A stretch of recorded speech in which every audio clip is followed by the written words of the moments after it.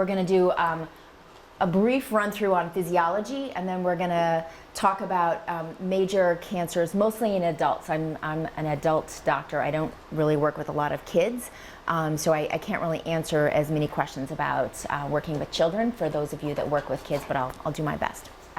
Physiology always sort of begins with the circulatory system. So your blood goes from your heart to your lungs, where it's oxygenated, and then comes out, goes to your brain, and goes to all the other major organ systems, and then comes back to the heart. It's essentially a pump. So the things to keep in mind with this is you're never really going to have any patient that is dealing with cancer in the circulatory system. You just don't really get malignancies of the heart and other major blood vessels, in part because blood is just moving through too quickly. Cancer has a tendency to go to places that blood doesn't move quickly. And so anywhere that you've got blood traveling through your system quickly, it may be transporting damaged or malignant cells to other parts of the body, but it doesn't have cancer in and of itself. When you're dealing with people with cancer, oftentimes what will happen is, you'll have a cancer that develop in one part of your body and it'll travel to other parts of your body. And so you'll hear about patients who have cancer in their liver or cancer in their bones. It's not where cancer is necessarily originated, it's where they travel to. So if you think about the circulatory system, cancer cells will stop and take hold in places where there's low flow. So in your lungs, where blood slows way down to transmit materials back and forth, you'll have cancers develop there. Your liver is also basically a huge filter. So blood slows way down as it's going through your liver to get filtered through the cells in the liver. So again, oftentimes you'll have cancer cells that will travel to liver and will take hold there because, again, it's an area of low flow. Same thing with bones. So you can have blood that will go to bones, and you'll have malignancies that will kind of take hold from other parts of the body, again, because of low flow. So the lymphatic system you don't really hear that much about, but it's incredibly important when you think about physiology and you think about physiology of cancer. So if you look at your lymphatic system, it's going to look a lot like your circulatory system, right? It's traveling everywhere to every part of your body. So the lymphatic system is associated with two important aspects of the way your body functions. One is immune function. So white blood cells, other kinds of cells that are designed to trap toxins and other foreign material in your body originate from the lymphatic system. So remember, your lymphatic system is everywhere. You've got it in high concentrations where you've got, if you think about it, drainage from your body. So in your groin area, there's a very rich supply of lymph nodes. In your neck, because again, anything draining out of your head, sinuses, brain is traveling down through the lymphatic system in your neck, your mouth. Again, very rich supply of lymph nodes, in part because any place that you've got, I guess, an opening in your body, you've also got the potential for toxins and other things to come in. So your immune system needs to be right there. So that's why, again, when you get sick, you probably will have noticed in the past that you get a lymph node that gets tender and swollen. Again, it's associated with your body's immune function, and it's also associated with removing waste from that part of your body. So anytime someone has a staging of any kind of cancer, it's involving also an exploration of what's happening with the lymph system in that area.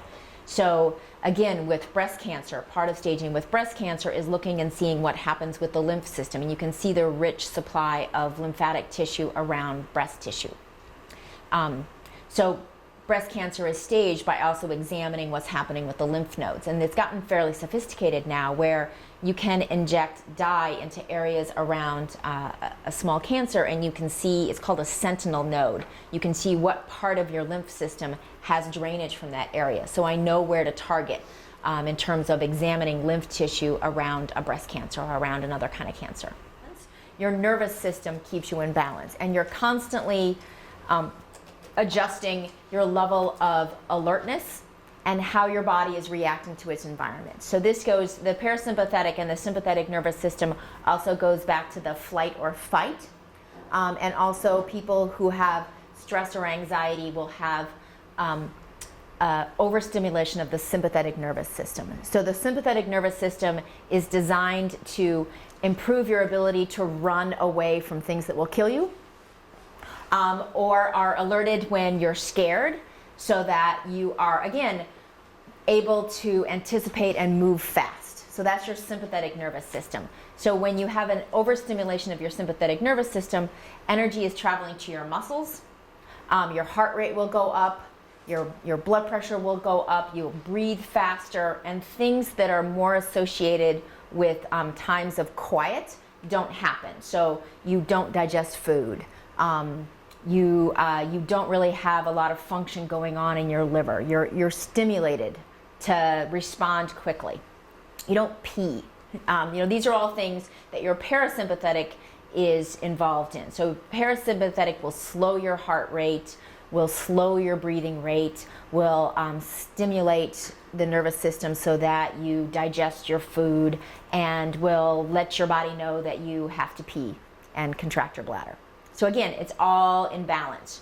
And it's all then controlled through stimulations both in your brain and then down your spinal cord, which then innervates all your major organs. So you can slow your heart rate by meditation and other relaxation techniques, right? I'm sure you've all kind of practiced that in some way or another. So that's having some control over your sympathetic nervous system, but a lot of it is just not necessarily within your control, but you can sort of bring it back. So these two bring you into homeostasis. Digestive system. So the other comment I made earlier is, if you think about how blood moves through your body and where cancers tend to lodge and take hold, a liver is another one of those places. So your liver basically sits underneath your lower rib cage on the right. You can't feel it because it's up underneath and it's protected. So it's very difficult to actually feel your liver because your rib cage is designed to protect it, because it's highly vascular. There's a lot of blood. So there's a large percentage of your blood that's just in your liver at any given time. And again, it's moving slowly. Toxins are being taken out of your bloodstream. Waste are being processed. Chemicals are going in. So your liver is a vital organ. In terms of the rest of your gut, so you can see going from mouth to anus, you have the potential for cancer to develop anywhere along that track. And again, there's other risk factors associated with developing oral cancers all the way down to rectal cancers. We know that in men and women in the US, cancers of the colon all the way to the rectum is the fourth most common cancer that we have in the US. The rates have gone down because we do now have effective screening for colon cancer. So okay, reproductive system. So again, reproductive system is also part of your endocrine system. And so the thing to sort of point out here is, when you think about patients who have either ovarian cancer or testicular cancer, to just kind of see where it is and just talk a little bit about how it develops and what kind of issues patients have from that. So with ovarian cancer, again, you can sort of just see that the ovaries are just kind of floating loose, which means that you can have cancers that develop and no symptoms will really result until the cancer oftentimes has spread to other parts of your body, because you don't experience side effects. There are other kinds of female reproductive cancers that are much more easily treated, in part because you have more symptoms. So uterine cancer or cervical cancer, again, is usually picked up and identified at an earlier stage. In fact, cervical cancer with pap smears can basically be eliminated, because again, very, very slow growing. So the only people you're going to see with cervical cancer are usually people who have just never had any screening with pap smears. And then just in terms of musculoskeletal system, for the most part, you don't necessarily have cancer that goes to muscle, but anybody who is really sick and has been sick for a long period of time will get what's called deconditioned, where their muscles just won't be that strong. So they'll have trouble sitting up in bed, or they'll have trouble even just sitting in a chair, again, because of deconditioning. So you're gonna be seeing physical therapists and other people try to work with people to get strength back, and usually that's related to musculoskeletal strength in patients who've just been ill for long periods of time. A lot of different kinds of cancers will travel to bone. So you'll have people that have pain related to cancer that's in bone. It's incredibly painful. So any patient that has metastatic disease to bone will be on generally higher doses of pain medication. Pain medication obviously can make people drowsy, it can make them disoriented, and as an artist, that's something to just sort of keep in mind in terms of who the patient is, and if they're tired or they're spacey, it may be related to the amount of pain medication that they're required. And irritable, yeah. The integumentary system. So this is I think the last one. So this is skin, hair, and nails.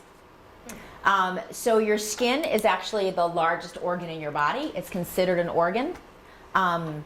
It is vital in terms of protecting everything that's inside you from everything that's outside you. So we talked about MRSA and other things. All of that is associated with breakdown in skin. Robin also talked about fingernails as a source of infection. So you'll have people that will have infections in fingernails or toenails. Those nasty toenails that people can get? Again, that's a source of infection. So people will have bacteria that will come into the body and into the bloodstream through any kind of breakdown in the integumentary system. So healthcare providers are definitely at risk for infections because they're in an environment that has a lot of illnesses that they're around. However, if you think about it, part of the reason that healthcare workers are supposed to get flu shots is not to prevent them from getting sick, but from them to giving the flu to other people. So it's more likely that a healthcare worker will transmit an illness to a patient that's much more vulnerable, oftentimes than the other way around. Anytime someone is diagnosed with a cancer of some kind, oftentimes what happens next is something called staging. So staging is a designation that's used to say how bad is the cancer. Has it traveled to other parts of your body? Has it grown beyond the initial cells that it's in? Are there areas of normal cells around it? So part of what happens if you have a diagnosis of, say, pancreatic cancer is you'll have a staging where you'll have CAT scans or other forms of imaging to see if there's cancer also in your liver or to see if there's cancer that has traveled to other parts of your body. So part of then deciding whether or not someone can have surgery is to see whether or not the cancer is still just located in that one organ or if it's traveled elsewhere. The other thing to keep in mind in people with cancer is, again, chemotherapy and radiation is all toxic. It's designed to be toxic to kill cancer cells that tend to be fast growing. A lot of different forms of chemotherapy, though, can also damage the endocrine system. So you'll have patients who have issues where they're excessively tired because they've got some kind of disruption in the endocrine cycle. Or you have other patients who have had to take high doses of steroids associated with chemotherapy so that they essentially become diabetic, in part because of the treatment that they've gone through.